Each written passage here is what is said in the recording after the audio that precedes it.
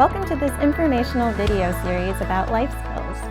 In these videos, we cover topics every young adult needs to understand in order to succeed after graduating from high school. Topics like money management, housing, college, and career choices, and staying safe and healthy. Visit the Life Skills Resources page of our website at www.refugeedevelopmentcenter.org for more life skills videos, as well as PowerPoint presentations, tests, teaching tips, translated vocabulary lists and handouts, and other resources. Becoming an adult can be a very scary process, but with a little knowledge and guidance, you can soon be well on your way to succeeding on your own and achieving your life dreams. We look forward to joining you on this exciting journey. In this video, we will be answering your questions about housing. How do I find a good place to rent? How do I take care of my new apartment? What is my landlord responsible for? And what do I have to do? How do I choose a good roommate? Choosing your own place to live is a big step, but with a little planning, making your own home for the first time can be very rewarding.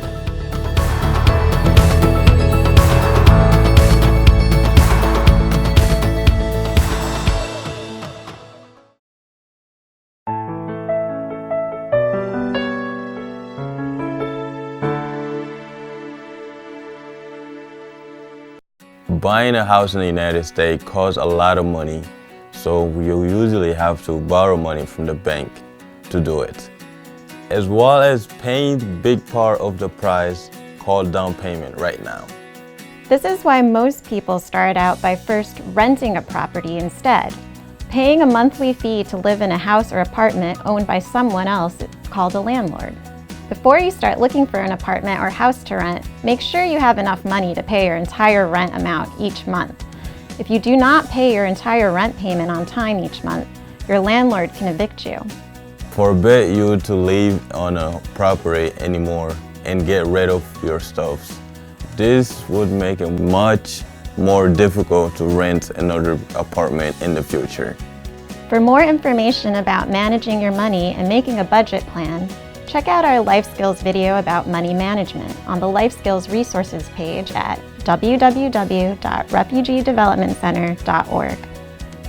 You can look for rental property by searching online, driving around the area of town where you would like to live, and looking for rent sign, or visiting a rental property management company who can assign someone to help you find where to live. When you are looking at apartments or rental houses, you should think about these questions. Number 1. Can you afford to pay the monthly rent and utilities? Some rental agreements with landlords include utilities such as water, electricity, air conditioning, trash, laundry, and heat, while others require you to pay for utilities in addition to your monthly rent payment. Number 2. Is the property in a safe part of the town? In many cities, you can look up crime stats on an online map. Number 3. Is the location convenient to where you work or go to school? Living within walking distance can save you money on parking, gas, and other transportation costs.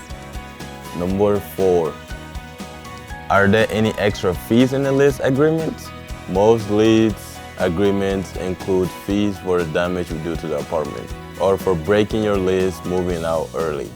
But some lease agreements also requires that you finish paying the entire year lease agreement, even if you decide to move out early.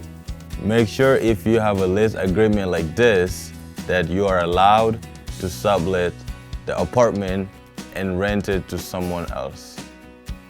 Number 5. Watch for any other specific rules. Are you allowed to have visitors, roommates, pets? For more information about what makes a good lease agreement and common mistakes renters often make, check out our What to Look For in a Lease Agreement handout on the Life Skill Research page at www.refugeedevelopmentcenter.org. Never, ever, ever sign a lease or any other document without carefully reading and understanding all the wording in it. A typical rental agreement can be 5 to 10 pages long and is legally binding, which means you can get into legal trouble if you don't obey it, even if you didn't understand what you were agreeing to. So you don't want any unpleasant surprises later. Now that you have learned how to find a rent property and what to look for in a lease agreement, you are ready for the next chapter in this life skill video about housing, where we'll learn about the typical relationship between landlord and renters and tenants, how to take care of your new home, and what to do if you are having a legal trouble with your landlord.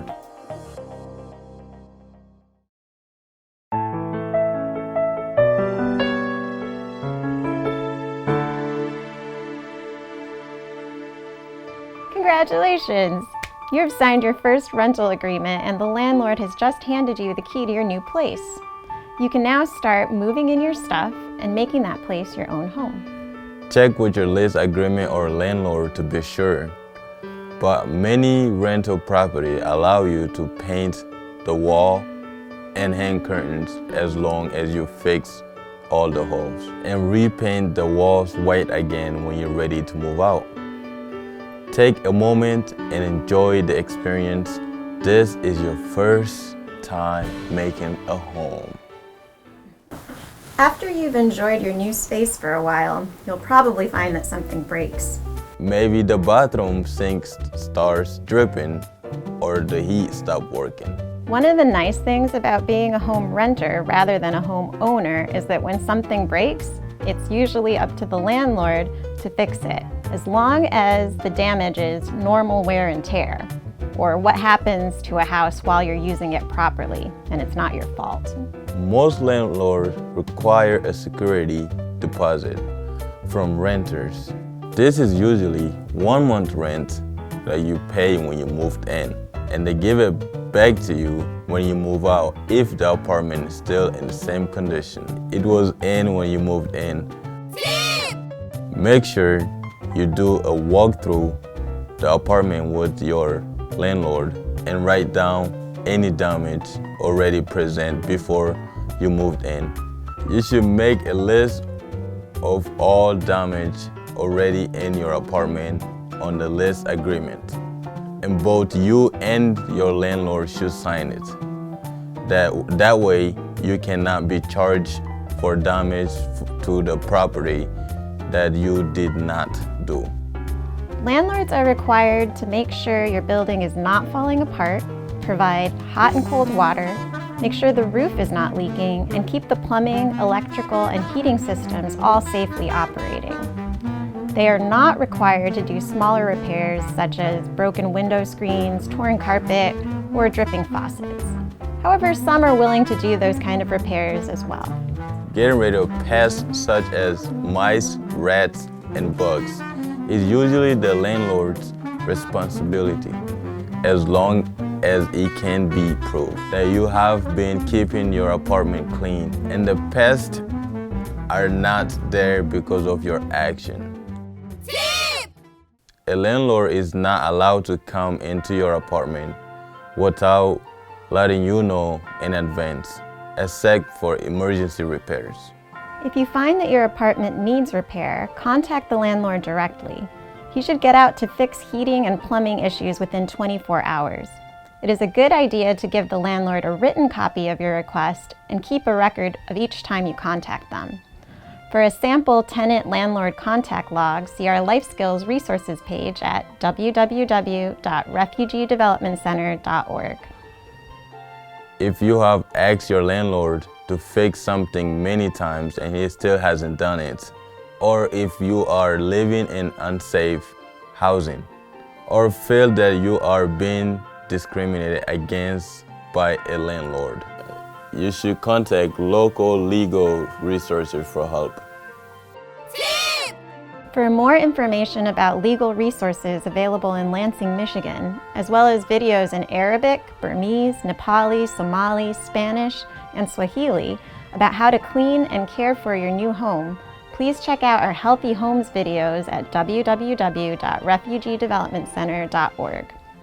Now that you know how to rent and care for your new home, you're ready for the fun stuff covered in the last chapter of this video: choosing a good roommate.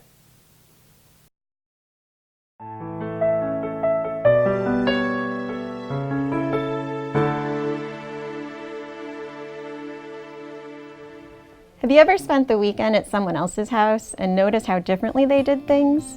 Maybe you put your coffee cup in the sink each time you use it, but your friend lets them stack up all over the house.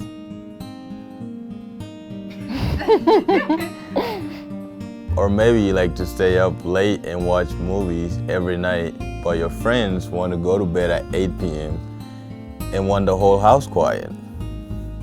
Living with some of your friends can be really fun. And helpful when paying the bills. Or really stressful, depending on the roommates you choose. Here are some things you can do beforehand to make sure you choose and are a good roommate. The first thing you can do to help search for a good roommate is fill out a roommate compatibility worksheet. You can find this on our life skills research page at www.refugeedevelopmentcenter.org. To fill out this worksheet, think about what a perfect roommate would be. What kind of person do you enjoy being around? Remember, there are no right or wrong answers in the first two sections here. This is just a way to explore what feels important to you about someone you are planning to live with. Do you like someone who talks a lot? Are there certain things that annoy you so much you can't stand to be around that type of person? Do you like to have lots of people over all the time or prefer more quiet alone time? Do you care if someone borrows your clothing without asking? What about if their friends spend the night at your apartment? Remember, some friends are really fun to hang out with, but not so fun to live with. The last part of this worksheet is your non-negotiable checklist. If a potential roommate fails this part of the exam and don't even think about living with them, they may still make a great friend, but you will find that living with them is more trouble than it's worth. After you've filled out this worksheet for yourself, have your potential roommate fill out a copy of it, and then compare your answers. They don't have to match perfectly, but if you or the other person has marked that something is very important, be sure to have a very honest discussion and come to an agreement about it that both of you are okay with before you move in together. This will save both of you a lot of frustration later on. After you and your roommate have filled out, compared, and discussed your roommate compatibility worksheet and decided to move in together, you are ready for the Roommate Agreement Worksheet. You can find a copy of this worksheet on our Life Skills Resources page at, you guessed it, www.refugeedevelopmentcenter.org. A roommate agreement is a way of writing down decisions that you and your roommate have come to together about issues that often cause problems for people who live together. Filling out one of these before you move in with your roommates allows both of you to make sure that there is a plan to take care of things that are most important to them. On this sample roommate agreement worksheet, our roommates have filled out how much of the security deposit each roommate paid here. So they can get that much money back when their lease is over. And how much of the rent each roommate is responsible for each month here. They have decided to share their food, and each roommate is responsible for paying different utility bills. Working out a plan with your roommate before you move in together can help you avoid lots of common conflicts later on. One last thing that can help you have a great relationship with your roommate is making a roommate cleaning schedule. Have you ever noticed that in any family or household, there are always certain people who end up doing most of the cleanup? Usually it's the ones who like things to be clean, but sometimes they can get really tired of picking up after everyone else. So, to keep things fair so that everyone knows what they are responsible for and no one ends up doing all the work, sit down with your roommate and decide on a cleaning schedule together. For a simple roommate cleaning schedule, check out our life skill resources page at refugeedevelopmentcenter.org. Well, that's it. You're well on your way to finding great housing, taking care of your house and your relationship with your landlord, and enjoying great roommates.